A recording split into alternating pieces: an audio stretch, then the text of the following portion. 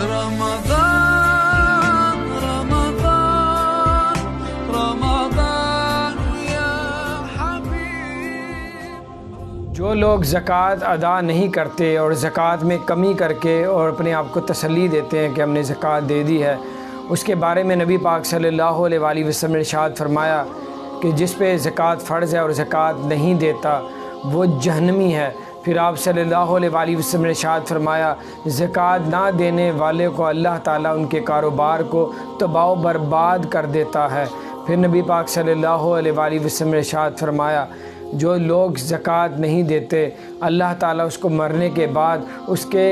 گلے میں ایک سانپ کو مسلط فرما دیتا ہے۔ جس طرح ہاتھ ڈالا جاتا ہے اس کے پورے گلے میں وہ سانپ ہوگا، اور وہ سانپ اتنا زہریلا ہوگا وہ بار بار اس کو قیامت تک اس کے ہونٹوں کو ڈستا رہے گا۔ پھر قرآن پاک میں اللہ تعالیٰ ارشاد فرماتا ہے جو زکوٰۃ نہیں دیتے اور اللہ اور آخرت پہ ایمان نہیں رکھتے وہ لوگ مشرک ہیں۔ پھر اللہ تعالیٰ نے قرآن پاک میں ہی ارشاد فرمایا ہے کہ زکوٰۃ نہ دینے والوں کو اللہ تعالیٰ قیامت کے دن ان کے گلوں میں توک ڈال دے گا، وہ آگ کا توک ہوگا جو اس کے گلے میں ہوگا۔ پھر یہاں تک بہت سی حدیثیں مبارک ہیں زکوٰۃ نہ دینے والوں کی، اور جو لوگ تسلیاں دے دیتے ہیں، تھوڑے سے اپنے آپ کو تسلی دیتے ہیں کہ میں نے یہ اس طرح کر لیا تو میں نے زکوٰۃ میری ہو گئی۔ بہت دنیا ہے جو اس طرح کرتی ہے، اور نبی پاک صلی اللہ علیہ وآلہ وسلم حضرت ابو بکر صدیق رضی اللہ تعالیٰ عنہ نے فرمایا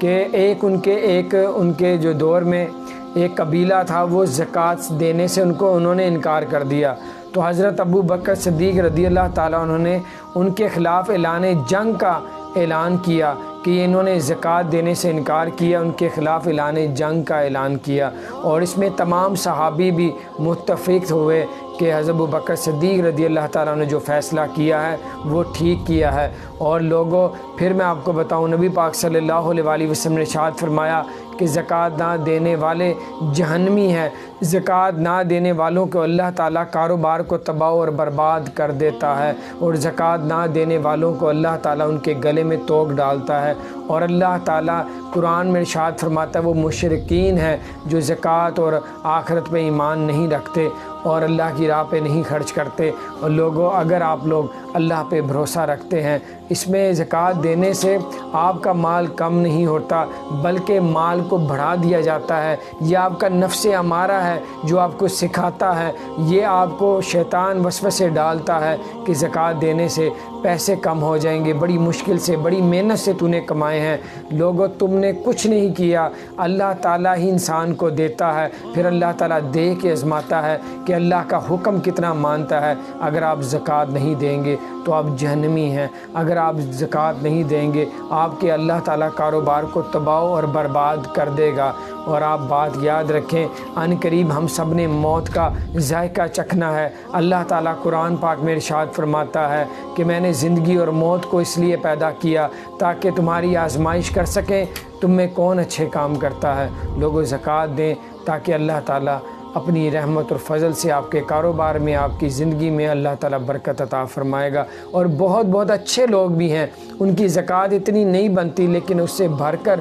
لوگ زکوٰۃ دیتے ہیں، یعنی کہ اس سے بھر کر پیسہ اللہ کی راہ پہ خرچ کرتے ہیں۔ بڑی بڑی اچھی دنیا بھی ہے، لیکن اس وقت بہت بڑی تعداد ہے جو زکوٰۃ دینے سے انکار کرتی ہے، جو اپنے دل کو تسلیاں دیتی ہے کہ کوئی نہیں میرا نہیں بنتا، میں نے تو اس طرح کر لیا تھا، میں نے یہ نیک کام کر لیا تھا، میں نے ادھر خرچ کر دیا تھا، میں نے وہ مسجد میں دے دیا تھا، میں نے اس 6 مہینے پہلے یہ کروا دیا تھا وہ کروائی۔ تسلیاں دیتے ہیں، تسلیوں سے کوئی فرق نہیں پڑنا، سال بعد زکوٰۃ دینی پڑتی ہے اور وہ اللہ کی راہ پہ خرچ کریں گے اور پھر ہی آپ کی جان اور اس میں آپ جنت میں جائیں گے، نہیں تو آپ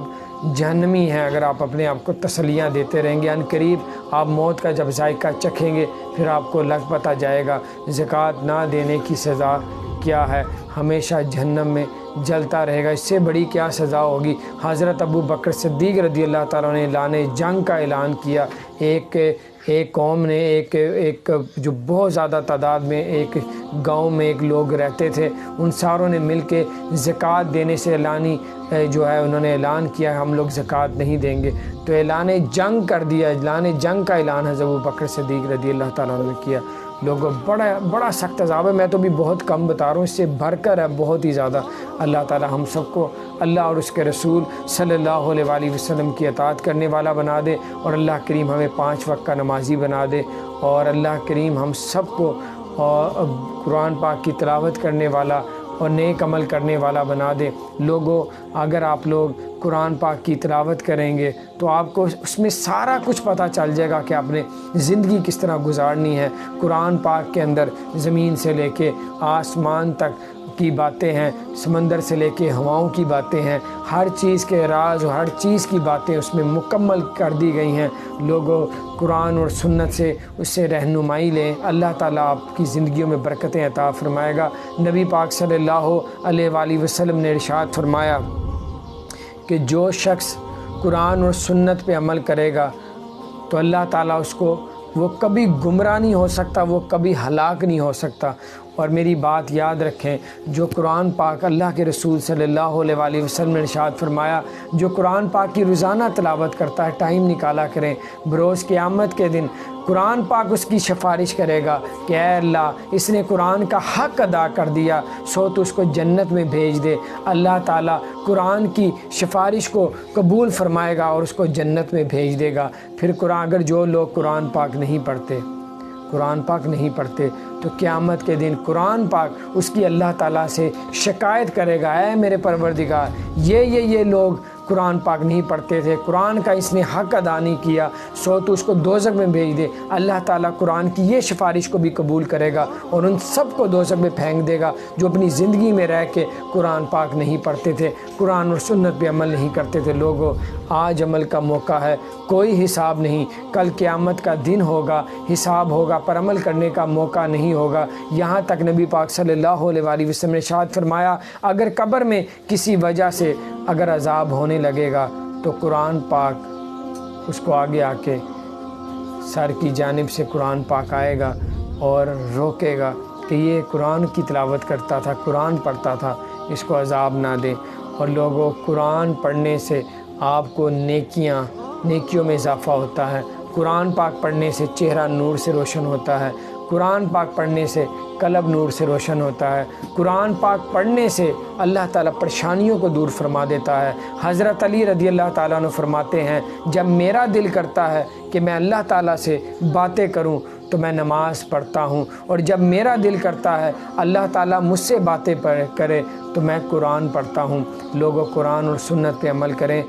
ٹائم بڑا کم ہے, بہت ہی کم ہے, اور اللہ تعالیٰ سے اللہ کی پناہ مانگے تاکہ اللہ تعالیٰ ہم سب کو اپنی رحمتوں میں ڈھانپے. اور یقین مانیں, اگر آپ آج اپنی چند سال کی زندگیوں میں, بلکہ چند سال کا بھی پتہ نہیں ہوتا کس ٹائم کس وقت ہماری روح قبض ہو جائے, اسی تھوڑے سے لمحے میں, اسی تھوڑے سے سالوں میں, تھوڑے سے مہینوں میں نیکی کر لیں گے تو ہمیشہ رہنے والی زندگی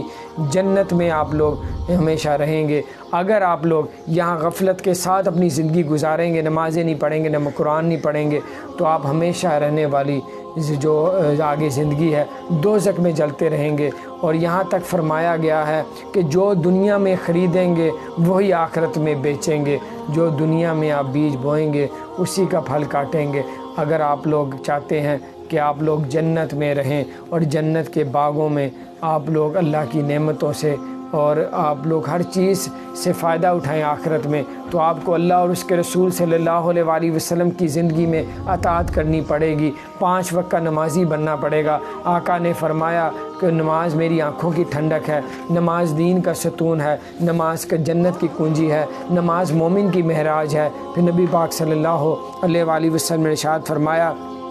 کہ مومن اور کفر کے درمیان نماز کا فرق ہے کہ جس نے نماز چھوڑی وہ کفر میں چلا گیا. نبی پاک صلی اللہ علیہ وآلہ وسلم نے ارشاد فرمایا کہ اگر جنت میں اگر آپ لوگ قیامت کے دن سب سے زیادہ میرے قریب ہونا چاہتے ہو, نبی پاک صلی اللہ علیہ وسلم نے فرمایا کہ آقا کے قریب ہونا چاہتے ہو تو نبی پاک صلی اللہ علیہ وسلم نے ارشاد فرمایا کہ کثرت سے مجھ پہ درود شریف بھیجا کرو تو قیامت کے دن سب سے زیادہ میرے قریب ہوگے. پھر نبی پاک صلی اللہ علیہ وسلم نے ارشاد فرمایا جو مجھ پہ کثرت سے درود شریف بھیجے گا قیامت کے دن اس کے ایمان کی گواہی میں خود دوں گا. پھر نبی پاک صلی اللہ علیہ وسلم نے ارشاد فرمایا اگر تمہیں چاروں طرف سے تکلیفیں پریشانیاں گھیر لیں تو کثرت سے نبی پاک صلی اللہ علیہ وسلم پہ درود و سلام درود شریف بھیجو گے, اللہ تمہاری پریشانیوں کو دور فرما دے گا۔ پھر آقا نے فرمایا جو مجھ پہ ایک درود شریف بھیجے گا اللہ تعالیٰ اس پہ 10 رحمتوں کا نزول فرمائے گا، 10 درجات کو بلند فرمائے گا، اور اللہ تعالیٰ اس کے اور 10 گناہوں کو بھی معاف فرمائے گا۔ لوگوں، آپ اگر چاہتے ہیں کہ اللہ آپ پہ کروڑوں رحمتیں فرمائے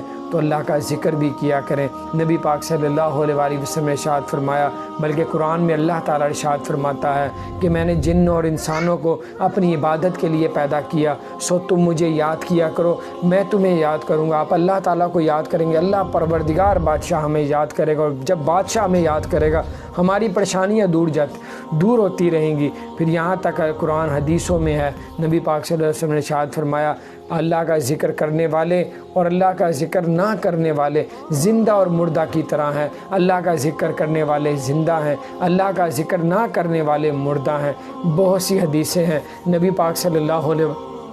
وآلہ وسلم نے ارشاد فرمایا کہ جہاد اکبر سے بھی زیادہ بلند درجے ہیں اللہ تعالیٰ کے ذکر کرنے والوں کے لیے۔ پھر نبی پاک صلی اللہ علیہ وآلہ وسلم نے ارشاد فرمایا